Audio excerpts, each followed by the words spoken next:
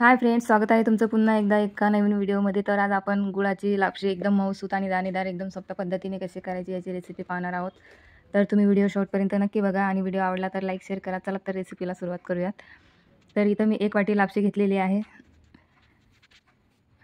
आणि 1 वाटी लापशीसाठी आपल्याला इथं त्याच वाटीच्या मापाने 3 वाट्या पाणी गरम करून घ्यायचं आहे। तर इथं मी 3 वाट्या पाणी घेतलेलं आहे। नंतर आपल्याला एका कुकरमध्ये अर्धी वाटी तूप घालून घ्यायचं आहे।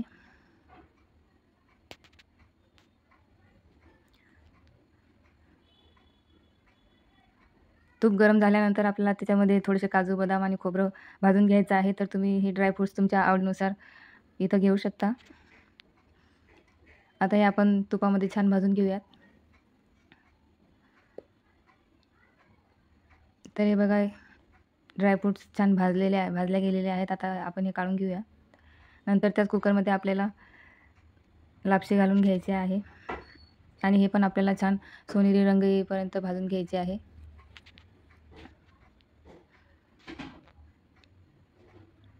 तर हे बघा, इथं लापशीला आपला छान रंग आलेला आहे। अशा पद्धतीने आपल्याला भाजून घ्यायचे आहे। आता आपण याच्यामध्ये गरम केलेलं पाणी टाकून घेऊया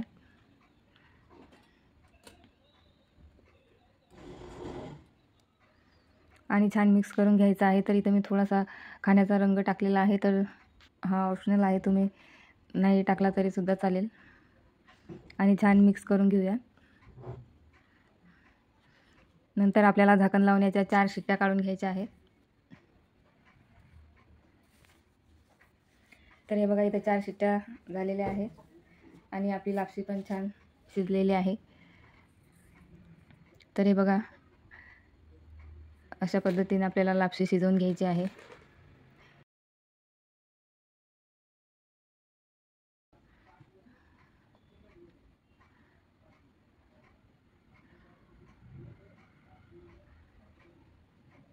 नंतर आपण याच्यामध्ये थोडीशी इलायची पावडर घालून घेऊया आणि त्याच वाटीच्या मापाने आपल्याला इथं 1 वाटी गूळ घालून घ्यायचा आहे आणि हे छान मिक्स करून घ्यायचं आहे।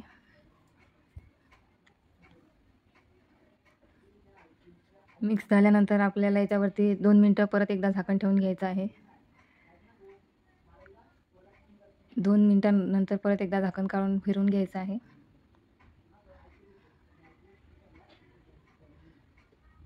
हे बघा, किती छान आपली लापशी तयार झालेली आहे। एकदम सोप्या पद्धतीने लापशी तयार होते। आता आपण याच्यामध्ये तळलेले ड्रायफ्रूट घालून घेऊया आणि परत एकदा छान मिक्स करून घेऊया। तर हे बघा, आपली लापशी तयार झालेली आहे।